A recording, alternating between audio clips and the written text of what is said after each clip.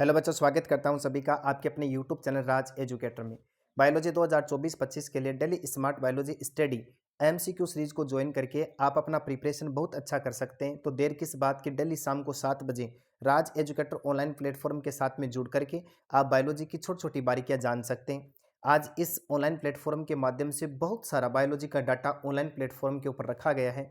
पीछे की वीडियोज़, पीछे की जो क्लासें ऑनलाइन प्लेटफॉर्म के ऊपर रखी गई हैं, उनसे आप बहुत अच्छी तरीके से प्रिपरेशन कर सकते हैं। साथ-साथ में डेली 7 बजे जुड़कर भी आप अपनी प्रिपरेशन को आगे बढ़ा सकते हैं। जुड़ते हैं आज की इस बेहतरीन ऑनलाइन क्लास के पहले क्वेश्चन के साथ में। बच्चों, पहला क्वेश्चन आपको मोबाइल स्क्रीन के ऊपर दिखाई दे रहा है, जो 12th एनसीईआरटी क्वेश्चन है।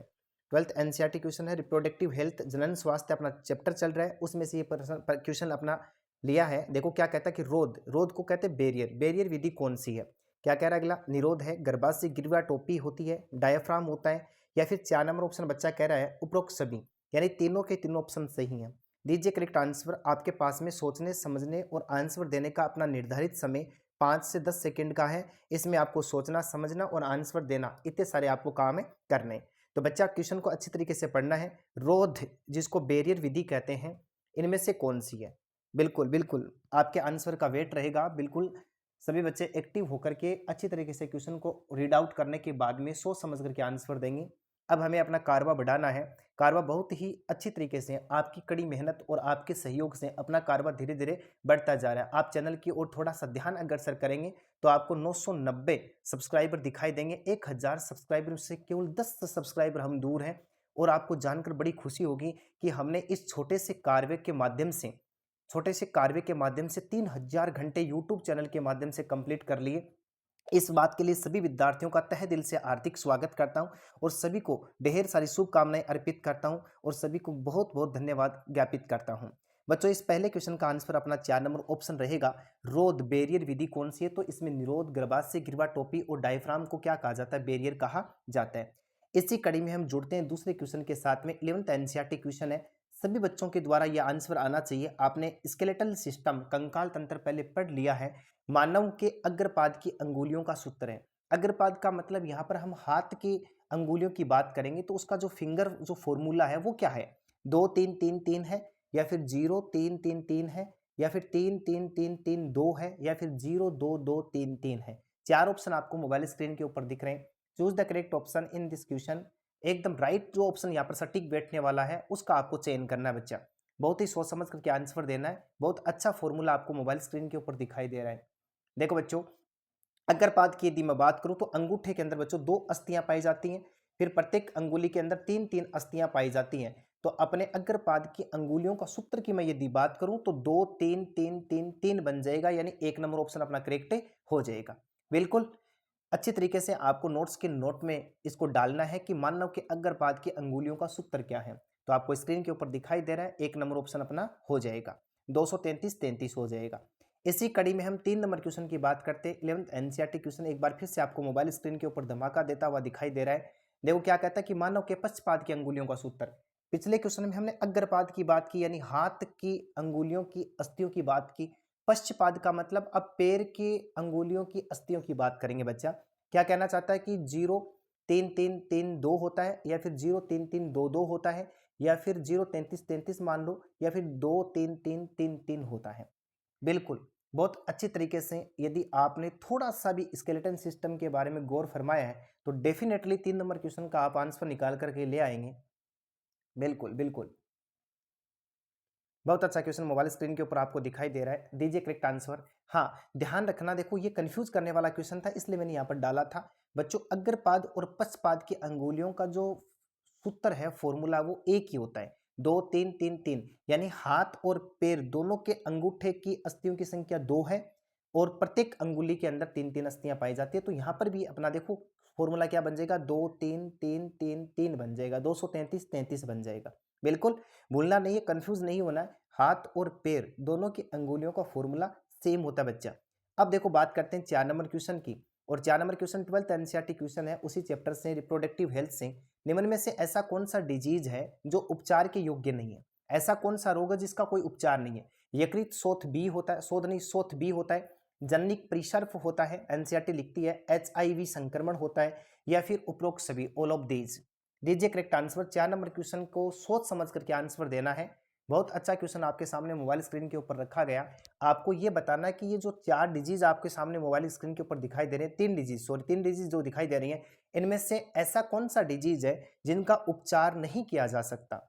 बिल्कुल दीजिए करेक्ट आंसर। 4 नंबर क्वेश्चन का सटीक ऑप्शन क्या होने वाला है? तो बच्चा बिल्कुल राइट, यहाँ पर क्या हो जाएगा, 4 नंबर ऑप्शन अपना करेक्ट हो जाएगा, क्योंकि यकृत शोथ बी, जननिक जननिक परिसर्प और एचआईवी ऐसे डिजीज होती है जिनका कोई इलाज नहीं है। तो यहाँ पर हम 4 नंबर ऑप्शन करेक्ट मानेंगे। अब इसी कड़ी में देखो हम बात कर लेते हैं 5 नंबर क्वेश्चन की। Very very important and simple question आपको मोबाइल स्क्रीन के ऊपर दिखाई दे रहा है। प्रकनली के संबंध में सत्य है। टेस्ट ट्यूब बेबी के बारे में आपने सुना होगा, प्रकनली शिशु के बारे में आपने सुना होगा बच्चा। इसके बारे में कौन सा कथन सत्य है? 4 कथन आपको मोबाइल स्क्रीन के ऊपर दिखाई दे रहे हैं। फर्स्ट स्टेटमेंट आपको ये कहना चाहता है, मादा के जननांग में निषेचन, जननांग में निषेचन होगा तथा प्रकनली में वृद्धि होगी। पहला तो ये कहना चाहता है। सेकंड स्टेटमेंट बच्चों आपके सामने रखा गया है, जननांगों के बाहर तो होगा निषेचन और गर्भाशय में हो जाएगा डेवलपमेंट यानी परिवर्धन। 2 नंबर ऑप्शन ये कहना चाहता है। 3 नंबर ऑप्शन आपको ये कहना चाहता है कि फर्टिलाइजेशन एंड डेवलपमेंट गर्भाशय के बाहर होता है, यानी निषेचन और परिवर्तन दोनों ही कहां पर होते हैं? गर्भाशय के बाहर होते हैं। 4 नंबर ऑप्शन बच्चा आपको ये कहना चाहता है कि जन्म पूर्व शिशु को इनक्यूबेटर में रखने की आवश्यकता होती है। 4 ऑप्शन आपके सामने रखे गए हैं, आपको सटीक ऑप्शन कौन सा दिखाई देता है? करेक्ट आंसर आप क्या मानने वाले हैं? बिल्कुल आंसर दीजिए, वेट रहेगा 5 से 10 सेकंड समय का। बिल्कुल बिल्कुल 5 नंबर क्वेश्चन में सटीक ऑप्शन क्या होने वाला है? तो सिंपल सा है, इसके अंदर 2 नंबर ऑप्शन अपना करेक्ट हो जाएगा, यानी जननांगों के बाहर तो हो जाएगा फर्टिलाइजेशन और गर्भाशय के अंदर क्या कर दिया जाएगा? डेवलपमेंट कर दिया जाएगा। ऐसे शिशु को प्रकनली शिशु के नाम से जानते हैं, टेस्ट ट्यूब बेबी के नाम से जाना जाता है। तो 2 नंबर ऑप्शन अपना 5 नंबर क्वेश्चन का सटीक बैठेगा। इसी कड़ी में हम बात करते हैं 6 नंबर क्वेश्चन की, और 6 नंबर क्वेश्चन आपको मोबाइल स्क्रीन के ऊपर 11th एनसीईआरटी स्केलेटन सिस्टम का दिखाई दे रहा है। ह्यूमरस तथा अल्ना में संधि होती है। पहले तो बच्चों आपको ये दिमाग में रखना है कि ह्यूमरस कौन सी संधि होती है, अस्थि होती है, और अल्ना कहाँ पर पाई जाती है। बिल्कुल, यदि स्केलेटन सिस्टम के बारे में आपने जाना पहचाना है तो आपके दिमाग में आना चाहिए ह्यूमरस कौन सी संधि है और अल्ना कौन सी संधि है। तो हाथ में पाई जाने वाली 2 संधियां जो जोड़े में पाई जाती है, रेडियस और अल्ना, ये तो हाथ में पाई जाती है। और यदि बात करें भुजा की, तो भुजा के अंदर कौन सी पाई जाती है? ह्यूमरस पाई जाती है। बच्चा कौन क्या कहना चाहता है कि ह्यूमरस तथा अल्ना के बीच में कौन सा बोन पाया जाता है, कौन सा ज्वाइंट पाया जाता है? तो आपको याद रखना इसके अंदर क्या पाई जाती है? 4 नंबर ऑप्शन करेक्ट हो जाएगा, कब्जा संधि पाई जाती है। और मैंने आपको पिछली ऑनलाइन क्लास में बताया था कि कब्जा संधि को कौन सी संधि के नाम से जानते हैं? हिंज संधि के नाम से भी जानते हैं। बिल्कुल, तो ह्यूमरस व अल्ना के बीच में जो ज्वाइंट होगा वो कैसा होता है? हिंज ज्वाइंट होता है या कब्जा संधि होता है। बिल्कुल, जिस प्रकार से दरवाजे खुलते हैं उसी प्रकार की संधि यहाँ पर देखने को मिलती है। इसी कड़ी में हम बात करते हैं 7 नंबर क्वेश्चन की। 11th एनसीईआरटी क्वेश्चन है, मनुष्य में कुल कशेरुकाओं की संख्या कितनी है? सभी विद्यार्थियों का यह आंसर आना चाहिए। वेरी वेरी सिंपल क्वेश्चन है, आपके सामने रखा गया। 30 होती है, 33 होती है, 36, 35 होती है। बताइए कि मनुष्य के अंदर कशेरुक दंड में कितनी कशेरुका पाई जाती है? वेरी सिंपल क्वेश्चन है बच्चा, बहुत शानदार तरीके से इसका आपको आंसर देने का प्रयास करना है, सभी विद्यार्थियों का आंसर आना चाहिए। तो 11th एनसीईआरटी क्वेश्चन रहा। 7 नंबर क्वेश्चन में आपको ध्यान रखना है कि 33 कशेरुकाएं पाई जाती है। 2 नंबर ऑप्शन अपना करेक्ट हो जाएगा। बिल्कुल, और यदि अगला ऐसे पूछ ले कि कशेरुक दंड जो है उसके अंदर 33 कशेरुकाएं पाई जाती है, लेकिन अस्थियां कितनी पाई जाती हैं, तब बच्चों आपको याद रखना है कि कितनी पाई जाती है? 26 अस्थियां। देखो कैसे, इन गिरवा की बात करते हैं, देखो 7 तो पाई जाती है कशेरुका गिरवा प्रदेश के अंदर, और 12 पसलियां सॉरी 12 कशेरुका पाई जाती है वक्सीय भाग के अंदर, 5 पाई जाती है कटी प्रदेश के अंदर, 5 पाई जाती है त्रिक के अंदर, और 4 पाई जाती है अनुत्रिक के अंदर। देखो इनका काउंट करके देखते हैं एक बार। 19 हो गया, फिर इसके बाद देखो कितना, 24 हो गया, 29 हो गया, 33 हो गया। आपको दिखाई दे रही है 33 कशेरुकाएं। अब देखो मैं बोन्स की यदि बात करूं बच्चा, तो 7 तो यहाँ पर हो जाएंगी, 12 यहाँ पर हो जाएंगी, 5 कटी प्रदेश में हो जाएंगी। देखो अब आपके सामने कितना क्या है इसके अंदर, देखते हैं, बात करते हैं। 19 हो गया, 19 और 5 कितना हो गया? 24। ये जो 5 त्रिक वाली है ये एक समूह में पाई जाती है, इसलिए इसको एक बोन मानते हैं, और 4 अनुत्रिक वाली को एक समूह मानते हैं, तो यहाँ पर भी एक बोन मानी जाती है। अब देखो काउंट करके देखो कितना हो गया अपने पास में, 19, 24, 25, 26। इस प्रकार से कशेरुक दंड के अंदर यानी रीढ़ की हड्डी के अंदर 26 तो बोन्स पाई जाती हैं और 33 कशेरुकाएं पाई जाती है। स्क्रीनशॉट ले लीजिएगा, अच्छी तरीके से अपने नोट्स में इसको लिख लेना, किस प्रकार से ये अस्थियां पाई जाती है और किस प्रकार से कशेरुकाएं पाई जाती हैं। अब देखो बात कर लेते हैं 8 नंबर क्वेश्चन की। 11th एनसीईआरटी क्वेश्चन है, ओलेक्रिनन प्रवर्ध है। देखो बहुत अच्छा क्वेश्चन है, आपको किसी भी बुक में ये दिखाई देने वाला है नहीं। ओलेक्रिनन प्रवर्ध कहाँ पाया जाता है? क्या कहना चाहता है अगला कि अल्ना का समीपस्थ सिरा होता है, अल्ना का दुरस्थ सिरा होता है, टीबिया का समीपस्थ होता है, ह्यूमरस का समीपस्थ होता है। चार ऑप्शन आपको मोबाइल स्क्रीन के ऊपर दिख रहे हैं। करेक्ट ऑप्शन कौन सा सटीक होने वाला है यहाँ पर उसका आपको चयन करना है। बिल्कुल बिल्कुल सभी बच्चों का आंसर आना चाहिए। तो 8 नंबर क्वेश्चन का बच्चा 1 नंबर ऑप्शन अपना करेक्ट हो जाएगा। अल्ना का समीप सिरा जो होता है उसको ओलेक्रेनन पर्वत के नाम से जानते हैं। अब इसी कड़ी में हम बात करते हैं 9 नंबर क्वेश्चन की। तांबा मोचक आईयूडी है। देखो आईयूडी का फुल फॉर्म मैंने पिछली ऑनलाइन क्लास में बताया था, पुनः रिपीट कर रहा हूं। देखो इंट्रा यूटेराइन डिवाइस होता है, अंतः गर्भाशय युक्तियां होती हैं। अब कहता है कि आपको चार ऑप्शन मोबाइल स्क्रीन के ऊपर दिखाई दे रहे हैं, इनमें से ऐसी कौन सी आईयूडी है जो तांबा मोचक है। कॉपर टी, कॉपर 7, मल्टीलोड 375 और 4 नंबर ऑप्शन में कह रहा है कि उपरोक्त सभी। दीजिए करेक्ट आंसर। 9 नंबर क्वेश्चन का 12th एनसीईआरटी क्वेश्चन है बच्चा, ध्यान रखना इस क्वेश्चन के बारे में। तांबा मोचक आईयूडी है कॉपर टी, कॉपर 7, मल्टीलोड 375 या फिर ऑल ऑफ दीज, उपयुक्त सभी। दीजिए करेक्ट आंसर। 9 नंबर क्वेश्चन का सटीक आंसर क्या बैठने वाला बच्चा? तो बिल्कुल यहाँ पर अपना 4 नंबर ऑप्शन करेक्ट हो जाएगा, यानी उपरोक्त सभी। ये सारी की सारी किस प्रकार की आईयूडीज हैं? तो तांबा मोचक आईयूडी मानी जाती हैं। इसी कड़ी में हम बात करते हैं बहुत ही शानदार क्वेश्चन, एक बार फिर से मोबाइल स्क्रीन के ऊपर 12th एनसीईआरटी क्वेश्चन दिखाई दे रहा है। निम्नलिखित में से हार्मोन मोचक आईयूडी कौन सी है? निम्नलिखित में से हार्मोन मोचक आईयूडी कौन सी है जो हार्मोन को रिलीज करती है, ऐसी इंट्रायूटेराइन डिवाइस कौन सी है? ऑप्शन नंबर 1 में कह रहा है बच्चा प्रोजेस्टा सेट होती है। 2 नंबर ऑप्शन में कह रहा था LNG20 होता है। 3 नंबर ऑप्शन में कह रहा है लिपेस लूप होता है और 4 नंबर में कह रहा है एवैब दोनों होता है। बिल्कुल शानदार क्वेश्चन एक बार फिर से मोबाइल स्क्रीन के ऊपर रहा। अच्छी तरीके से रीड आउट करने के बाद में आपको आंसर देना है, आंसर तक पहुंचना है। प्रोजेस्टा सेट, LNG20, Lippes loop, 4 number option कहता है एवैब दोनों। बिल्कुल करेक्ट आंसर दीजिएगा। इसका करेक्ट आंसर क्या होने वाला, सटीक ऑप्शन क्या है यहाँ पर, क्या बैठने वाला है? तो बच्चा इसके अंदर 4 नंबर ऑप्शन अपना क्लियर रहेगा, राइट रहेगा। यानी प्रोजेस्टा सेट और LNG20 को क्या कहा जाता है? हार्मोन मोचक आईयूडी के नाम से जाना जाता है। बिल्कुल। अब इसी कड़ी में हम 11 नंबर क्वेश्चन की बात करते हैं। निम्न में से कौन ग्रीवा के घूर्णन में सहायक होता है? गर्दन जो है उसके घूर्णन में कौन सा ज्वाइंट जो है वो सहायक होता है? एटलस होता है, अक्षीय होता है, ग्रेव कशेरुक होता है या क्रोटिका ऑक्सीपिटल कोंडाइल होता है? 4 ऑप्शन मोबाइल स्क्रीन के ऊपर दिख रहे हैं। 11th एनसीईआरटी क्वेश्चन है, बहुत ही शानदार क्वेश्चन है। सोच समझ करके आंसर देना है कि जब गर्दन मूवमेंट करती है, रोटेशन करती है, घूर्णन करता है, तो उस समय कौन सा कशेरुका या कौन सा ज्वाइंट जो होता है वो काम आता है? एटलस, अक्षीय, ग्रेव कशेरुक या फिर क्रोटिका ऑक्सीपिटल कोंडाइल? बिल्कुल दीजिए करेक्ट आंसर। बहुत ही शानदार क्वेश्चन एक बार फिर से मोबाइल स्क्रीन के ऊपर रहा। बच्चों याद रखना इसके अंदर 2 नंबर ऑप्शन अपना करेक्ट हो जाएगा, यानी अक्षीय जो होता है ना, आप ध्यान देना। कशेरुका की बात करें 33 कशेरुका पाई जाती है। पहली जो होती है ना उसको एटलस और दूसरी को क्या कहा जाता है? एक्सिस के नाम से जानते हैं। तो ये जो एक्सिस या एक्सीय जो होती है वो गर्दन के रोटेशन में क्या होती है? मदद करने का काम है, करती है। इसी कड़ी में हम बात कर लेते हैं 12 नंबर क्वेश्चन की। इसके पुल्ला अस्थि कहाँ पाई जाती है? वेरी इंपॉर्टेंट क्वेश्चन है, सभी बच्चों का आंसर आना चाहिए। 11th एनसीईआरटी क्वेश्चन है। इसके पुल्ला बोन्स कहाँ पाई जाती है? क्रोटी में पाई जाती है, अंश मेखला में पाई जाती है, श्रोणी मेखला में पाई जाती है, कशेरुक दंड में पाई जाती है। 4 ऑप्शन आपको मोबाइल स्क्रीन के ऊपर दिख रहे हैं। दीजिए करेक्ट आंसर। बहुत ही धमाकेदार मसालेदार क्वेश्चन आपके सामने रखे जा रहे हैं।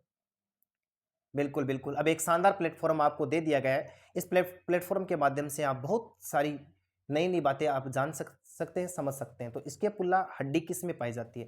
क्रोटी में, अंश मेखला में, श्रोणी मेखला में, कशेरुक दंड में। बिल्कुल।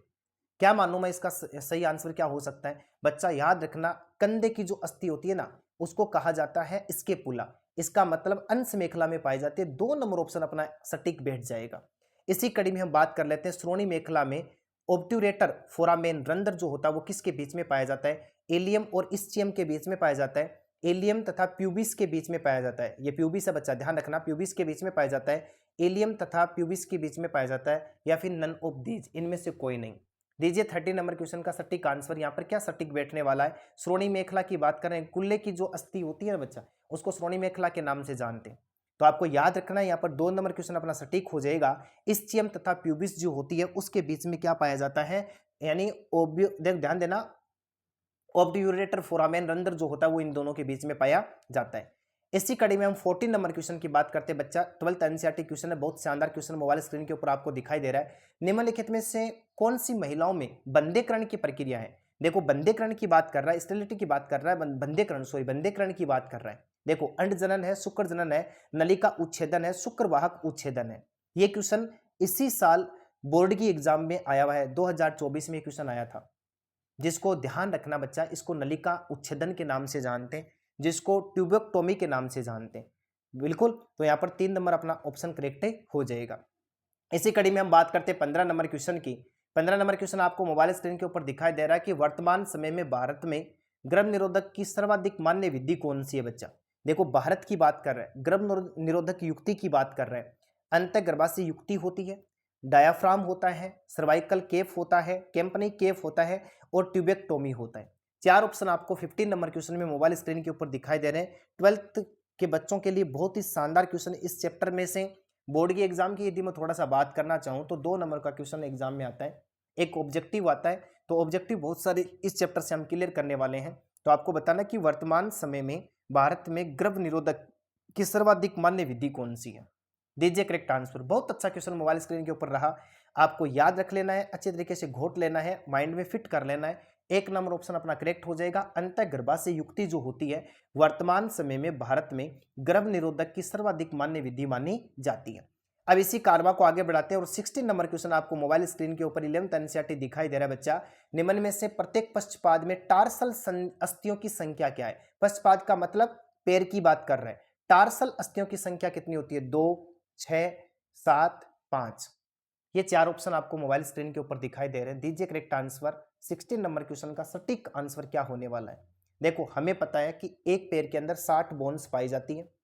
सबसे लंबी अपने पास में कौन सी रहेगी, फीमर जो जांग में पाई जाती है। उसके बाद में पैर की अस्थि होती है 2, टिबिया और फिबुला, याद रह जाएगा। इसी प्रकार से देखो, हम टखने की बात करें, टार्सल 2 है ना, टार्सल की बात करते बच्चा। ये टार्सल जो होती है ना, टखने में पाई जाती है और इनकी संख्या होती है 7। तो अपने पास में 3 नंबर ऑप्शन करेक्ट हो जाएगा। इसी कड़ी में हम बात करना चाहेंगे 17 नंबर क्वेश्चन की।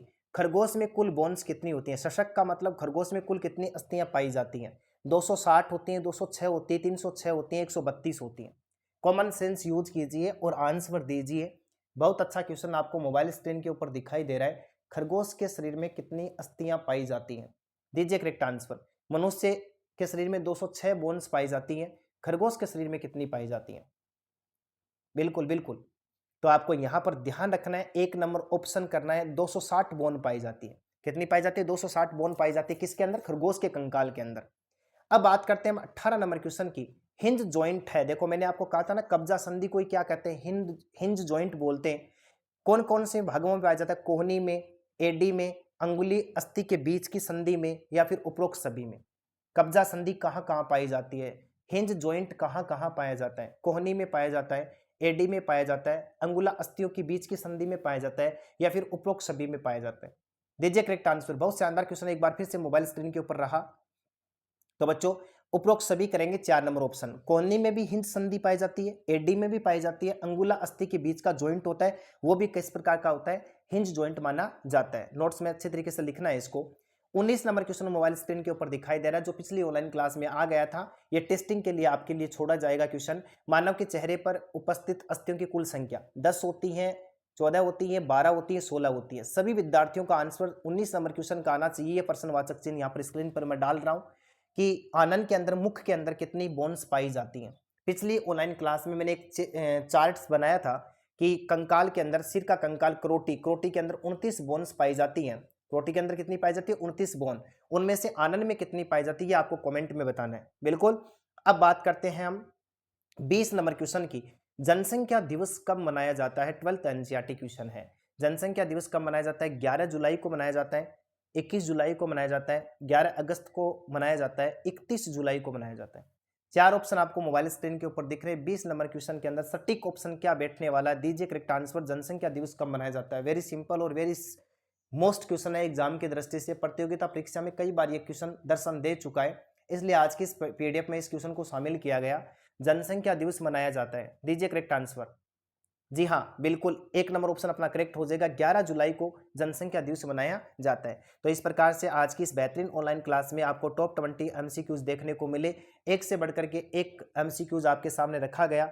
किस प्रकार का एफर्ट आप करते हैं, उसी प्रकार का परिणाम सामने आता है। बच्चों, आपने मेरे साथ जुड़ करके अपना कीमती समय गंवाया नहीं है। आपने कीमती समय जो है उसकी कीमत को बहुत आगे बढ़ा दिया है, क्योंकि बायोलॉजी की बहुत शानदार जानकारियां आपको इस ऑनलाइन प्लेटफॉर्म के माध्यम से मिल रही है।